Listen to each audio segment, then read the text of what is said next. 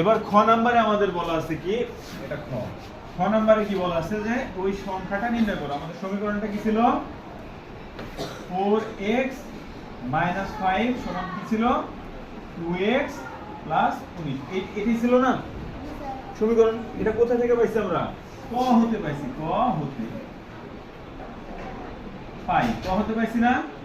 ক হতে পাইছি। এটা যে সমীকরণ আমাকে এইটা থেকে নির্ণয় করতে, সমীকরণ তৈরি করতে বলেছিল, তৈরি করা শেষ। এবার এটা থেকে আমার সমাধান করতে বলেছে, তাহলে আমরা সমাধান করব। সমীকরণটা কি ছিল? 4x - 5 = 2x + 19। এটা তো এবার আমাকে বলো তো যে x এর পার্ট কি একদিকে নিতে হবে আর সংখ্যার পার্ট কি একদিকে নিতে হবে সমাধান করতে গেলে? তাহলে তাই তো করতে হবে, x এর পার্ট একদিকে নিব আর সংখ্যার পার্টটা অন্যদিকে দিব। তাহলে বা 4x, এই যে যোগের 2x সমানের পাশে আসলে কি হবে? বিয়োগের কি হবে? 2x।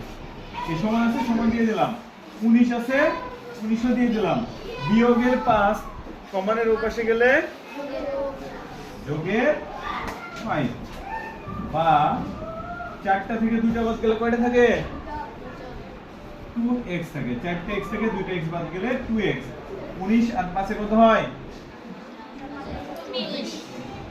24। এখানে কি x হবে? হবে না, কারণ নাই তো, বুঝতে দিন আমার তো সম্পূর্ণ দিতে হবে, তাই না? বা এখানে 2x এর সাথে কিভাবে আছে? ওপাশে গেলে ভাগ হয়ে যাবে। গুড। আর x সমান 24 ভাগ 2। কাটাকাটি করলে কত হয়?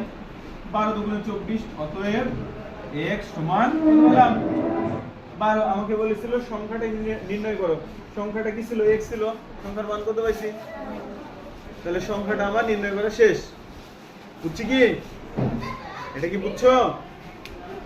x এর পার্টকে একপাশে নিয়ে এসেছি, সংখ্যাগুলোকে একপাশে নিয়ে ফেলেছি। নেয়ার পর করছি কি?